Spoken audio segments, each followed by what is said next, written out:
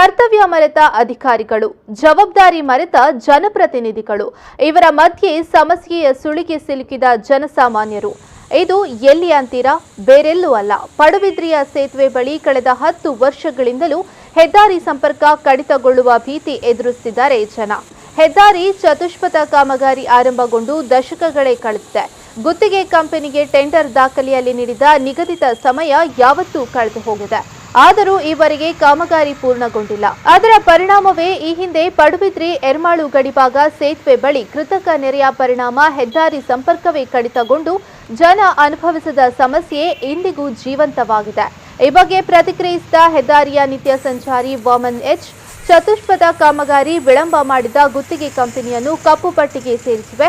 ಹೆದ್ದಾರಿ ಸಂಪೂರ್ಣಗೊಳಿಸಿದ ಹಿನ್ನೆಲೆಯಲ್ಲಿ ಹೆಜ್ಮಾಡಿ ಹಾಗೂ ಸುರತ್ಕಲ್ ಟೋಲ್ ಗೇಟ್ ಮುಚ್ಚಿಸಿವೆ ಎಂಬೆಲ್ಲ ಮಾಧ್ಯಮಗಳಿಗೆ ಹೇಳಿಕೆ ನೀಡಿದ ಈ ಭಾಗದ ಸಂಸದೆ ಶೋಭಾ ಕರಂದ್ಲಾಜೆಯಾಗಲಿ, ಸ್ಥಳೀಯ ಶಾಸಕ ಲಾಲಾಜಿ ಮೆಂಡನಾಗಲಿ ತಮ್ಮ ಜವಾಬ್ದಾರಿಯನ್ನ ಮರೆತು ವರ್ತಿಸುತ್ತಿದ್ದರಿಂದ ಅಧಿಕಾರಿಗಳು ತಮ್ಮ ಕರ್ತವ್ಯ ಮರೆಯುವಂತಾಗಿದೆ ಎಂಬುದಾಗಿ ಆಕ್ರೋಶ ವ್ಯಕ್ತಪಡಿಸಿದರು.